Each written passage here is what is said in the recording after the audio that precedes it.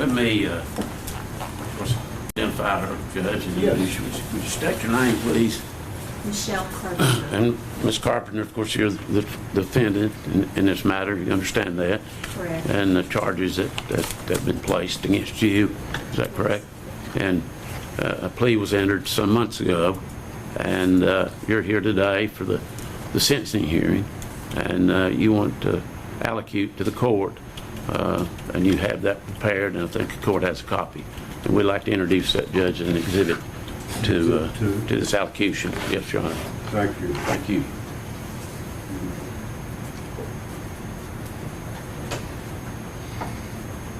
Your Honor, I stand before the court today with empathy for everyone affected by this situation. I am aware that the circumstances surrounding this case have caused pain, confusion, and division.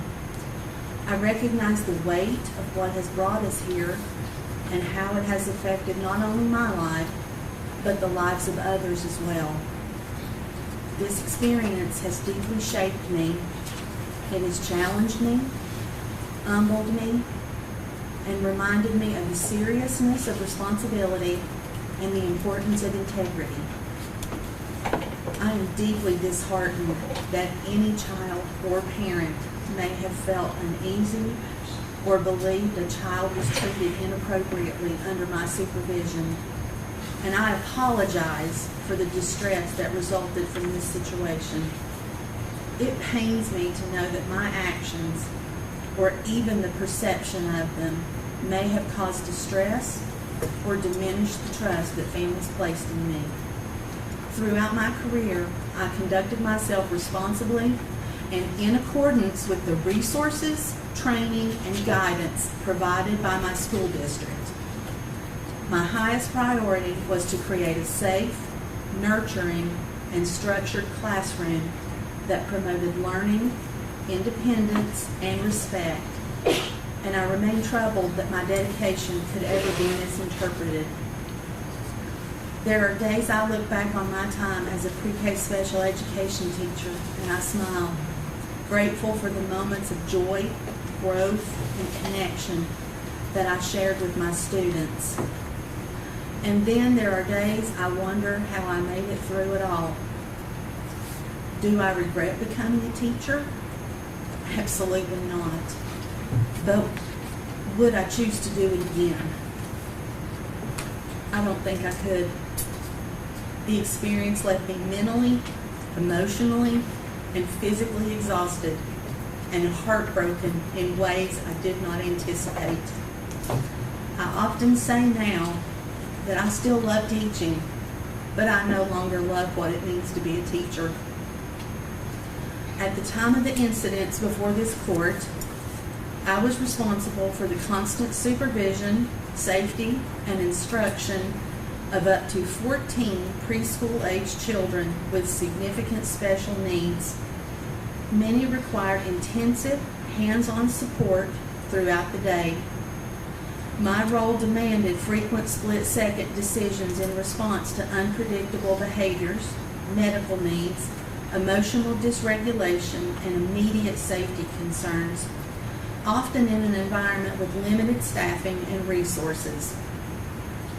Within those constraints, I worked diligently to meet these demands, exercising my professional judgment and making good faith efforts to prioritize the safety, well-being, and developmental needs of my students.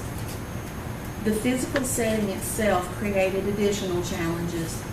The classroom and bathroom were not designed to meet the developmental or safety needs of young children with disabilities, making routine tasks more difficult to perform safely. Custodial support was inconsistent, and I routinely cleaned the classroom and bathroom myself to maintain a sanitary environment.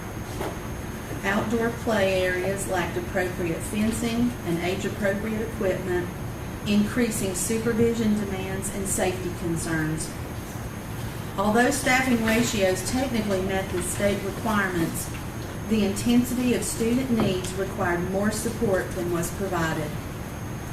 Today, that program has been moved to a smaller, early childhood-focused school with 3 separate classrooms and 6 to 7 staff, reflecting the significant difference in support and resources compared to the environment in which I was working at the time. It was within this setting that the incidents occurred. I never intended to harm a child. However, I now understand that intent does not outweigh impact. In moments when I was focused on maintaining order, safety, or compliance in a highly demanding environment, my tone or physical manner may have been assertive in ways that were perceived as aggressive. I recognize now that even well-intended actions to ensure safety could have caused distress or been upsetting to children. I accept responsibility for the concerns raised about my actions and judgment during those moments. Regardless of the circumstances or pressures of the environment, the outcome was not acceptable, and I deeply regret that any child felt unsafe or distressed while they were in my supervision.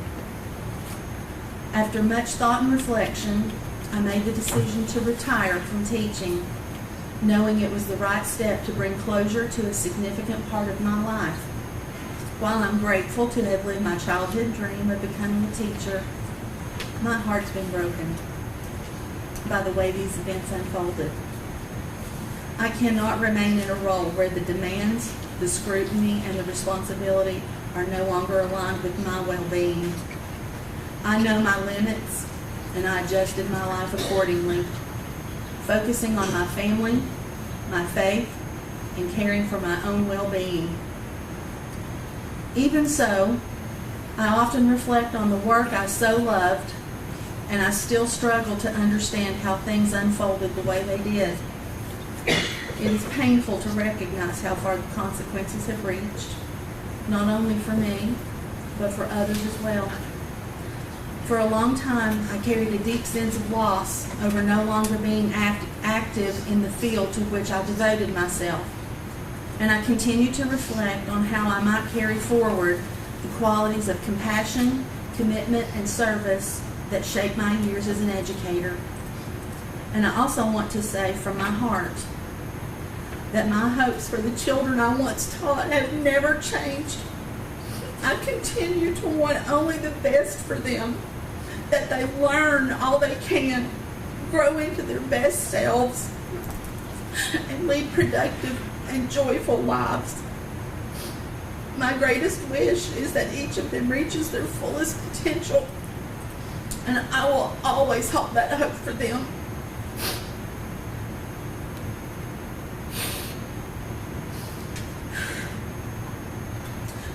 Moving forward with deliberate restraint, I have remained mindful of how this matter has been discussed publicly.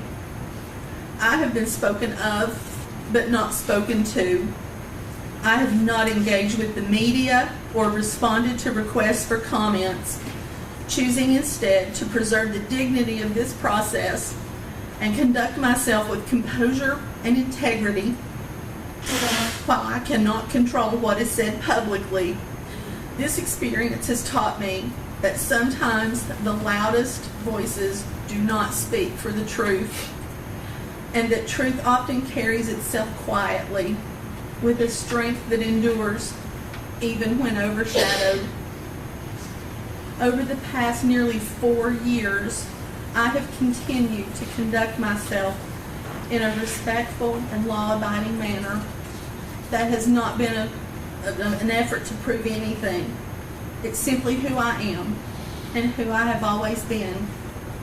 I have spent my time caring for my family, especially my elderly mother as her health has declined, tending to my own well-being, and reflecting on how I might continue to contribute positively to the lives of others, while also hoping that in time I can advocate for teachers and students and support thoughtful efforts to strengthen the profession. Beyond my career, my greatest pride has always been my family, whose unconditional love provides a foundation of support, security, and belonging. I take great joy in being a wife, a mother, a daughter and caregiver, and a friend. I place great value on my relationships with others, believing they are essential to a meaningful life and to what truly matters. I am grateful for my friends, who are my chosen family. Connections built over years of standing beside one another in times of both joy and hardship. My faith continues to ground and guide me, reminding me to choose compassion, humility, and grace, even in difficult moments. This experience has reminded me of the difference between reputation and character. Reputation rests in the hands of others and is shaped by perceptions and opinions, while character is my own responsibility, shaped by how I live and how I treat others. My family, my friends, and my faith continue to anchor me and to strengthen me. They remind me that integrity, compassion, and perseverance are enduring values. They remind me that the most meaningful way forward is not in defending myself with words, but in living each day in a way that reflects my character with integrity, compassion, and care for others. With hope guiding me forward, I know I have all I need to rebuild my life in the love of my family, the loyalty of my friends, and the strength of my faith. These relationships have carried me through every season of my life, and they are more than enough to sustain a life grounded in integrity, hope, and grace. Thank you, Your Honor. Thank you.